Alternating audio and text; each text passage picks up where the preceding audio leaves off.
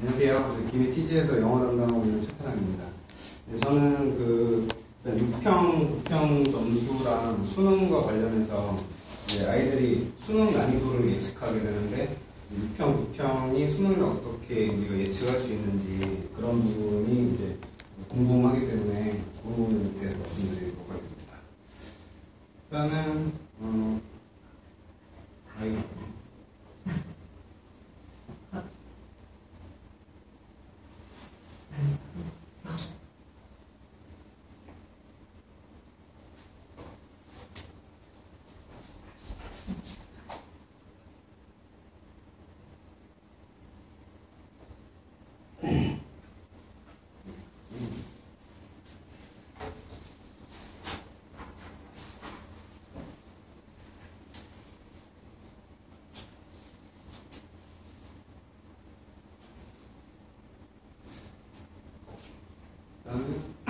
이번 수능 기사 보셔도 잘 아시겠지만 국어가 굉장히 어려웠거든요. 그래서 그 의대도 국어가 등락을 좌우할 정도로 수학보다도 그래서 국어가 굉장히 지금 관건으로 많이 떠오르고 있습니다.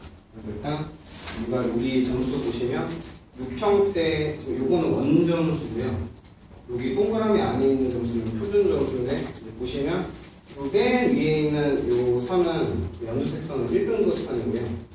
두 번째는 빨간색 선은 2등급 선입니다. 보시면 1, 2등급 위주로 보시면 6평대는 점수대가 조금 낮습니다. 그리고 9평대는 점수대가 좀 높아졌고요. 그러니까 시험 난이도가 6평은 굉장히 어려웠다는 거고요. 9평에서는 많이 쉬워졌다는 거죠. 그래서 9평 점수를 받고 나서 이제 우리 아이들이 수능 때 조금 이렇게 할만하겠다 생각해갖고 조금 유연하게 좀 공부량도 좀 적어주고 뭐 이런 경향은 좀 없지 않거든요. 그래서 우리가 부평 점수만 보고 수능을 절대 낙관해서는 안 되는 게 보시면 아시겠지만 수능 때 국어 굉장히 어려웠고 지금 원점수 같은 경우는 6평 때부터 더 내려갔거든요. 그래서 끝까지 우리가 방심하지 않고 9평 때까지 이렇게 9평 지나서도 수능 때까지도 계속 공부하는 게 굉장히 필요하고요. 그리고 수학 같은 경우는 6월달에 굉장히 어려웠기 때문에 이건 너무 어려워서 이제 뭐 난이도를 예측하거나 그럴 정도 아닐 정도로 너무 어려웠기 때문에 이제 9평 때 난이도 조정을 좀 했고요. 그 난이도가 수능 때까지 이어졌습니다. 그러니까 쉽게 말씀드리면 국어랑 영어 빼고 수학은 9평이랑 비슷하게 내는 거죠.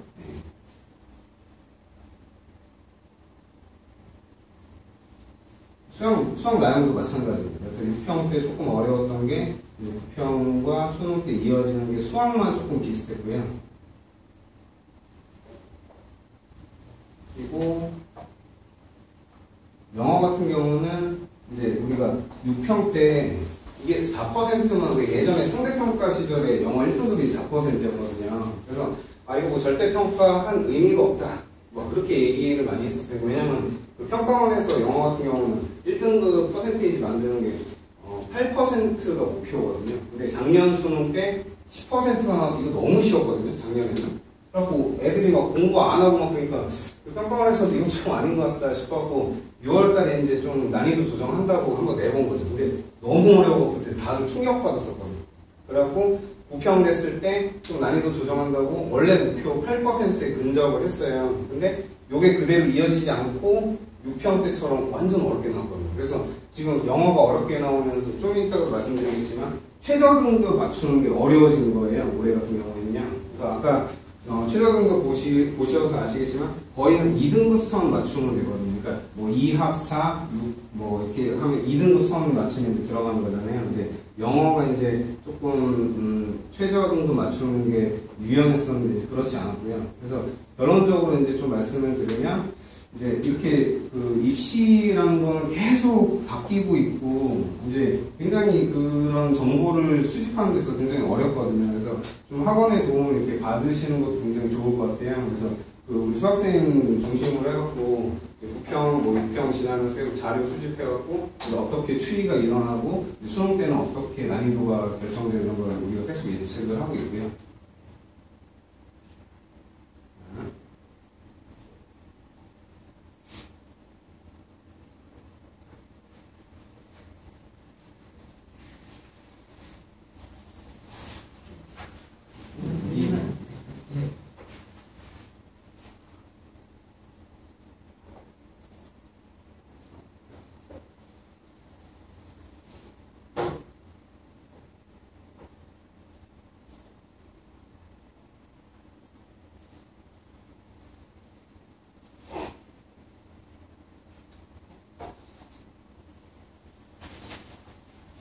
다음으로는 제가 그 영어 담당이니까 영어에 대해서 말씀드리면요.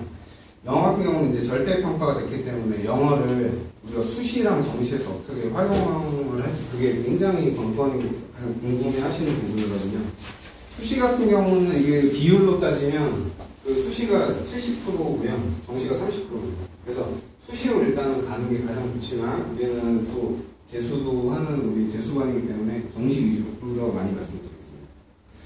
일단은 그 내신 먼저 그러니까 수시 먼저 말씀드리면 수시는 이제 우리 고3 외 재학생들도 오기 때문에 일단은 시험 범위가 EBS 연계교재가 교과서라고 보시면 돼요. 그리고 학교별로 좀 다르지만 보충교재가 들어갈 수도 있고 안 들어갈 수도 있고 모의고사는 꼭 들어갑니다. 그래서 크게 보시면 EBS 연계교재랑 이제 모의고사가 시험 범위라고 보시면 되는데 이거를 어떻게 이제 공부할 거냐 이게 굉장히 중요하거든요. 영어 같은 경우는 자료가 가장 중요합니다. 그래서 자료를 아이한테 맞춰서 주고요. 그리고 이걸 일일이 설명을 다 하게 되면 많은 분량을 다 이루어낼 수가 없거든요. 그래서 우리 여기 독학 체제에 맞게 이제 질답을 통해서 굉장히 빨리 진도를 나가고 시험이 다 됐을 때는 이미 진도가 다 나가서 그 전 범위로 올 때마다 계속 돌리기 때문에 저희 재학생들 같은 경우는 지금 계속 시험 치고 있거든요. 100점도 지금 나오고 있고요. 네. 그리고 뭐 단어 테스트, 수학 테스트는 뭐 당연한 거고요. 그리고 가장 중요한 게 그 아이들 시험 보고 오면 뭐 91.2점도 있고 4점도 있고 그런데 우리 아이가 이제 시험을 보고 와서 이제 다른 애들 몇 점 맞았는지 물어보게 되면 뭐 91.2점이 굉장히 많다라고 만약에 하게 되면요. 91, 2점 때 이제 점수대가 쫙 몰리게 되면 우리 아이가 91.2점을 맞게 되면 2등급 내지 3등급이 나와요. 근데 점수가 한 2점만 뚝 떨어지잖아요. 89점 이렇게만 돼도 4등급으로 뚝 떨어져요. 그럼 반대로 91, 2점 몰린 점수대에서 한 1, 2점만 더 맞으면 94.5점 맞으면 1등급이 나오거든요. 근데 그 차이가 뭐냐면 서술형이에요. 서술형은 그냥 우리 쉽게 얘기하면 주관식이라고 생각하시면 돼요. 이게 그래서 주관식이라는 거는 이제 문장 자체를 외워서 대비를 해야 되는데 이런 것들이 이제 진도 빨리 나가고 여러 번 반복하면서 이제 우리가 해결을 하게 되는 거고요. 이거는 이제 학교 보충교재인데 보충교재는 자료가 따로는 많이 없습니다. 그래서 직접 저희가 이렇게 저 같은 경우는 이제 아이들 학교별로 해서 이렇게 직접 제가 제작하는 자료고요. 이거는 내신 자료인데 이제 학교별로 교과서랑 이제 모의고사 자료입니다. 그래서 이렇게 정리가 잘 되어 있는 거를 우리가 주게 되고요. 그다음에 다음은 이제 가장 궁금해하시는 정시인데 이제 정시도 이제 EBS 연계교재를 어떻게 이제 적용을 해서 할 것인가 그리고 모의고사를 보고 나면 영어 같은 경우는 가장 아이들이 어려워하는 게 시간 관리입니다. 시간 안에 못 풉니다. 그래서 이거를 해결을 해줘야 되는데 이제 어떤 방식으로 해결을 할 건지 그런 게 굉장히 관건입니다. 그래서 일단 영어 같은 경우는 기본적으로 단어랑 뭐 문법이 당연한 얘기고요. 단어 문법 중요한 건 구문독해 적용하는 건 굉장히 당연한 얘기고요. 이 다음이 사실은 많이들 얘기를 안 하는 편인데 이제 저 같은 경우는 이제 단어 공부시키고 문법 공부한 다음에 이거를 이제 문장에 어떻게 적용시키냐 요게 굉장히 관건인데 이제 노하우거든요. 이제 틀린 문제가 생기죠.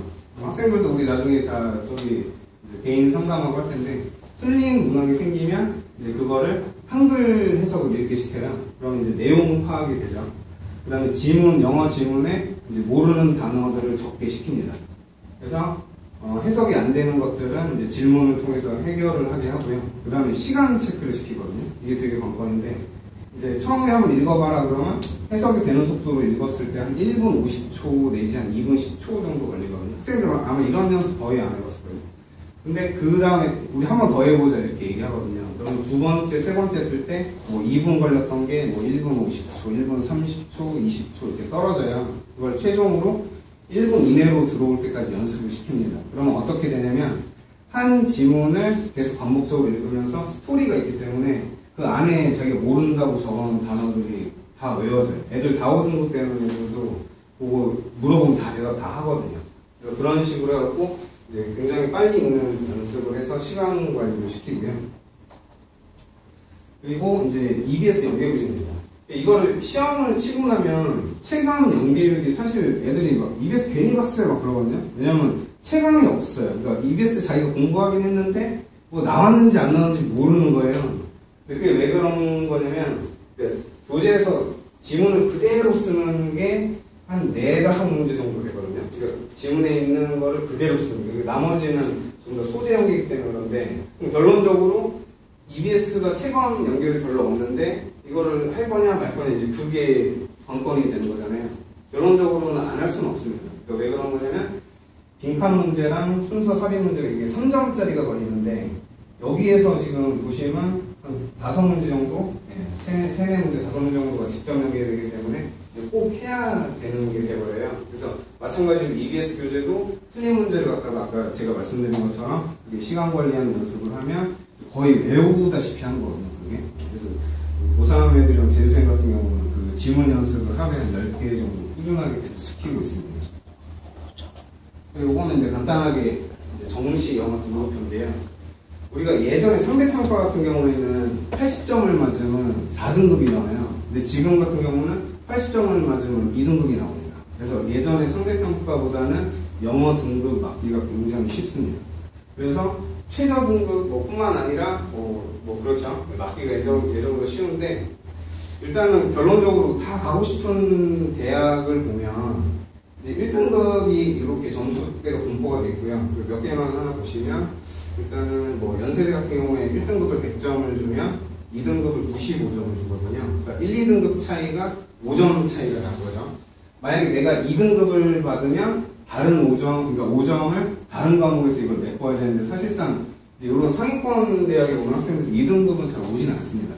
그래서 그 5점을 메꾸는 건 거의 불가능하다고 보면 되고, 그래서 영어도 1등급을 꼭 맞아야지 우리가 꼭 가야 하는 대학에 갈 수도 있다는 거를 꼭 아셔야 될 것 같고요. 요거는 이제 전체적으로 한번 플랜을 제가 짜본 건데, 우리가 왜 영어 같은 경우는 기본적으로 조금 많이들 잘 하는 학생들이 좋은 대학을 가게 되거든요. 그게 왜 그런 거냐면, 처음에 이제 고3 애들 같은 경우는 내신 관리해서 수능 최저 맞추는 이런 전략이 가장 좋고요. 그래서 수능 1등급을 언제 맞출 거냐. 그래서 고3 초반이나 고2 때 맞추면 더 좋았는데 안 됐으면 고3 초반에 이거 맞춰놓고 나머지 시간을 수학이랑 국어에 투자하는 거예요. 그러니까 수학을 하면 6시간, 국어를 한 4시간 정도, 그리고 영어는 한 1시간 정도. 이렇게 해갖고 최상권 대학에 갈 수 있는 그렇게 시간 문제가 되고요.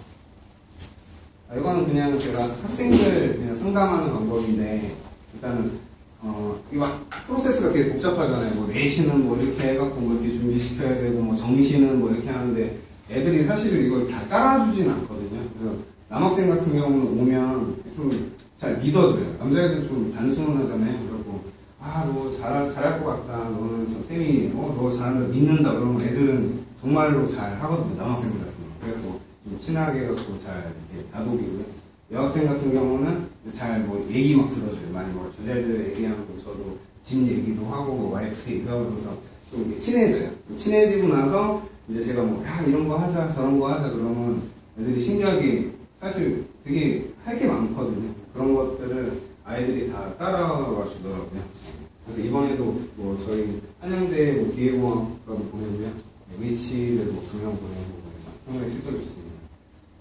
그래서 여기까지 들어주셔서 감사합니다.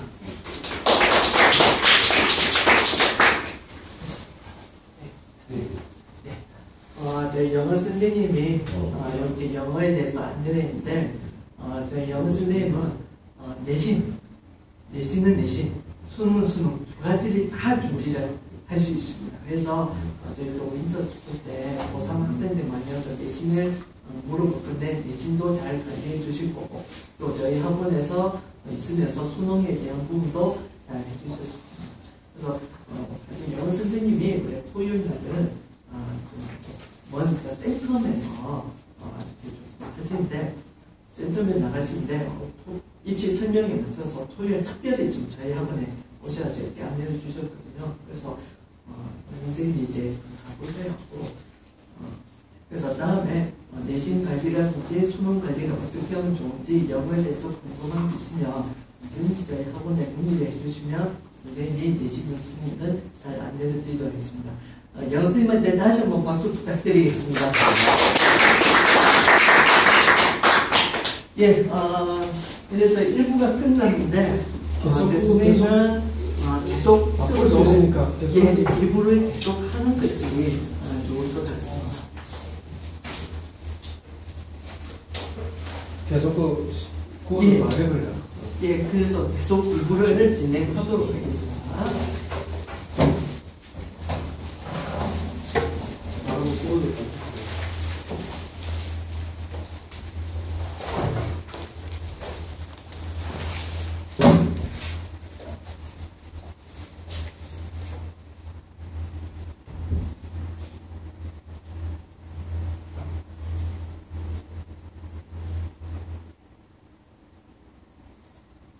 예, 2부 순서입니다. 자, 2부 순서는 정시 모집에 대해서 안내를 드리겠습니다. 내년 수능 때, 입시 때 정시 지원할 학생 손들어 보세요. 정시를 지원할 학생. 관심 많죠? 네, 오늘 들은 내용 잘 확인해서 내년 한 해 동안 수능 전까지 잘 확인을 좀 했으면 좋겠습니다. 예, 정시 모집에 대해서 안내를 좀 드리도록 하겠습니다. 예.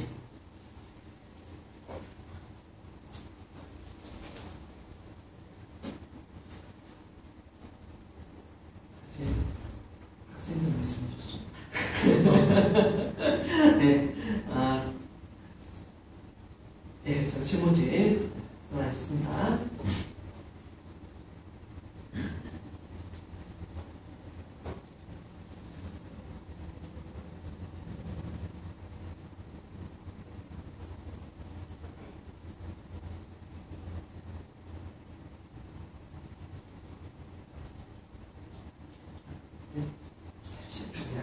어디나 주세요.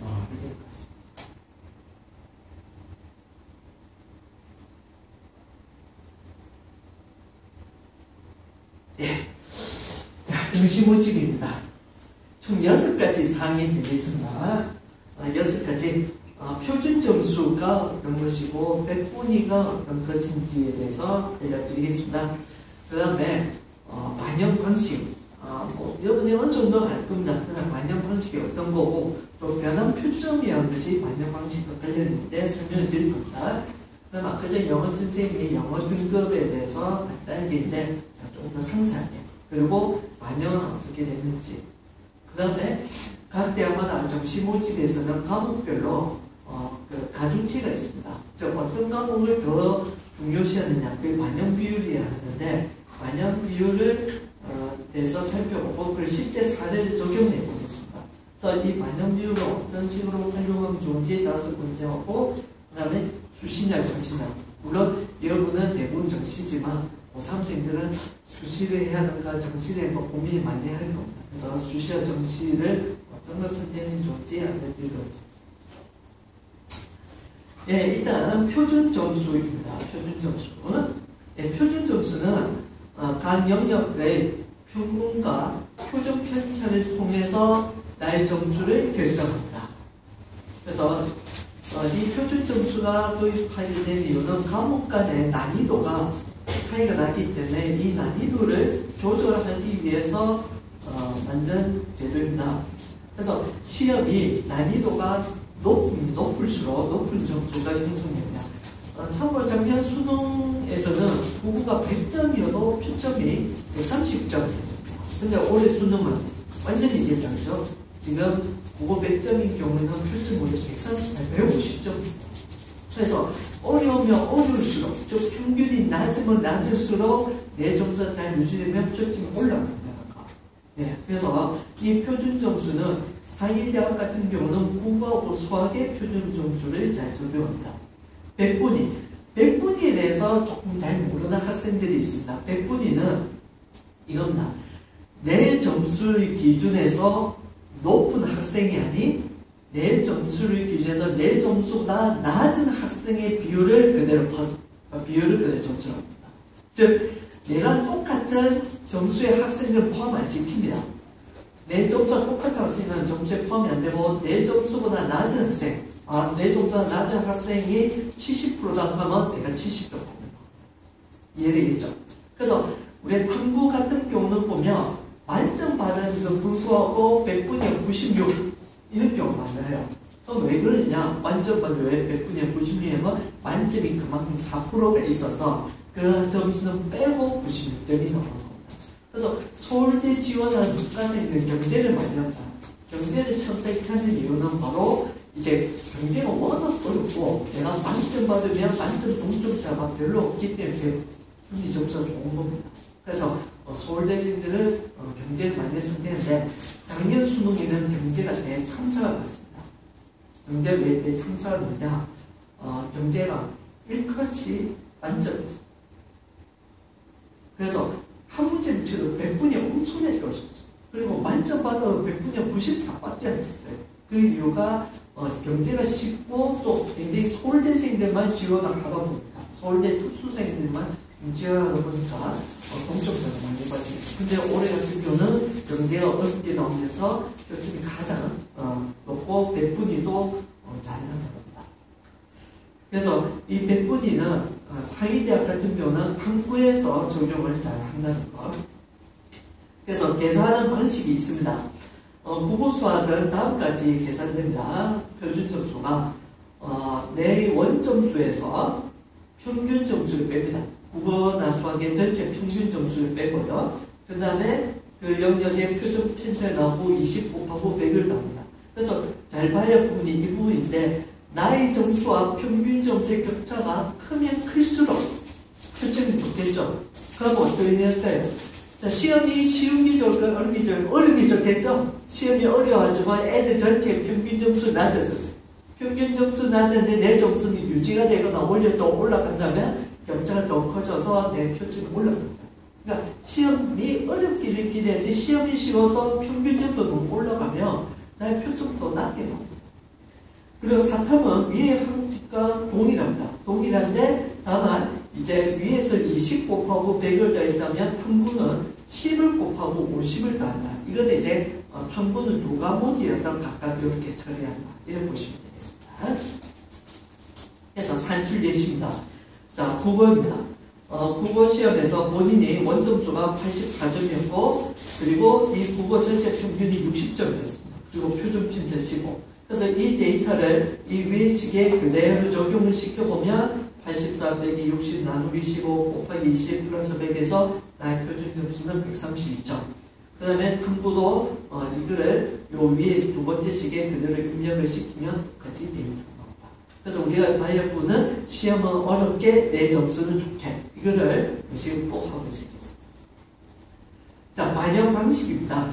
반영 방식. 자, 세 개로 나눌 수 있습니다. 첫 번째는 표 플러스 100입니다. 이 표 플러스 100은 뭐냐면 국어와 수학은 표준 점수를 쓴다. 즉 내가 수능을 시험 치고 성적표를 받았을 때 국어, 수학은 표준 점수를 쓰겠다. 그럼 탐구는 뭘 쓰냐? 탐구는 표준 점수가 아닌 100분위를 쓰겠다. 이겁니다. 그러면 100분위 점수 그대로 하냐? 그 100분위 가지고 변환 표점을 합니다. 그게 이제 표 플러스 100이 되겠습니다. 그래서 변환 표점이 어떤 것이냐는 나중에 얘기를 드리도록 하고 이 표 플러스 100을 쓰는 대학은 서울대, 연대, 고대, 서강대, 송대대, 한양대, 중앙대, 경희대, 본대, 부산대, 경북대는 주요 대학 거의 전부 다라고 보면 되겠습니다. 됐죠? 그래서 내가 좀 가보자 하는 대학은 아무래도 이 표 플러스 100을 대부분 쓴다라고 보면 되겠습니다. 자, 두 번째는 표준 점수입니다. 표준 점수는 평가원에서 발송한 성적표에 있는 표준 점수를 국어, 수학, 탐구 그대로 다 쓰는 것이 되겠습니다. 그래서 대학은 수도권에서는 홍익대, 그 다음에 지방국립대에서는 국영대, 경천대, 그 다음 교대도 있습니다. 자, 교대 중에서 서울교대, 춘천교대, 동주교대, 청주교대 이런 교대들이 표준 점수를 쓰게 되겠습니다. 자, 그 다음 100분위입니다. 이 100분위는 표점 안 쓰고 오직 그 성적 지표는 100분위만 쓰겠다. 근데 이 100분위가 사실 좀 불임실함이 약간은 있습니다. 그래서 이 100분위 쓴 대학은 그렇게 많지는 않습니다. 대학은 수도권에서는 서울여대, 숙명여대, 여대가 이렇게 100분위 쓰고 지방국립대에서는 창원대가 대표적인 거예요. 그 다음에 교대가 100분위 쓰는 대학이 많습니다. 경인교대, 부산교대, 대구교대, 진주교대. 그래서 지금 보시면 교대는 표점을 쓰는 대학하고 100분위 쓰는 대학으로 양분되어 있는데 자, 우리는 이제 영남권에 있죠. 영남권에 있다면 여기는 부산교대, 대구교대, 진주교대를 많이 보게 되는데 100분이 쓴다니까. 네. 그래서 정리를 보면 수도권 상위 대학은 대부분 표 플러스 100. 부산대 경북대도 표 플러스 100. 그 다음 교대는 표준 점수 쓰는 대학, 100분이 쓰는 대학이 각각 존재하고 지방 국립대는 초점을 많이 씁니다. 이렇게 되어 있습니다. 예, 그러면 표 플러스 100에서 변환 점수가 어떤 뜻인지 알려드리겠습니다. 지금 변환 점수가 각 연별로 속속 지금 발표되고 있습니다. 변환 점수가 어떤 건지 정시고시에서 제법 좀 중요한 게 있습니다. 수도권 대학은 2점, 3점 더 적은 점수가 아니거든요. 그래서 변환 점수 예민하게 봐야 하는데, 자, 변환 점수는 다음과 같은 과정으로 형성됩니다. 일단 수능 최종 결과가 평가원에서 발표가 됩니다. 그러면 이제 이제 탐구별로, 그 다음에 국어수학별로 100분위의 표준 발표되죠. 그러면 그 수능 최종 결과를 가지고 대학별로 자체 계산식을 적용을 합니다. 자체 계산식. 그래서 학생들의 100분위에 맞추어서 변환표를 작성합니다. 그 변환표 예시가 이런 겁니다. 서울대 지금 변환표점이 1분인데요. 100분위, 만약 이거 내 탐구입니다. 탐구 100분위가 96이면 변환 점수는 64.6%입니다. 근데 만약 100분위가 85면 62점 주겠다. 이렇게 이제 변환 표점입니다. 지금 여러 대학에서 속속 지금 발표를 하고 있습니다. 그래서 이 변환 표점은 4탐, 과탐으로 나뉘어서 보통 발표가 되고요. 그러면 학생의 성적을 이 100분위 맞춰서 표에 맞춰 점수로 전하는 다음에 완용 비율을 적용하기 위해서 데이터 전송합니다. 그 예시를 한번 보겠습니다. 예, 저희 학원의 이번 3기 중에 아주 좀 좋은 성적을 받은 학생입니다. 지금 보시면 국어 1등급, 수학 1등급, 영어는 2등급입니다. 근데 4탐 두 과목 하나는 1등급, 3등급입니다. 그래서 이 학생의 성적표 보면 국어 같은 경우는 표점 138, 수학의 표점은 130. 그래서 이거를 서울대에 만약 적용을 하면은 서울대에서는 국어 수학은 표준 점수 138호 130을 그대로 가지고 있다. 그럼 이제 이 탐구는 어떻게 서울대에서 적용을 하느냐? 표점은 63, 61이지만 서울대에서는 이 표점이 아닌 100분이 있는 겁니다. 즉 학생이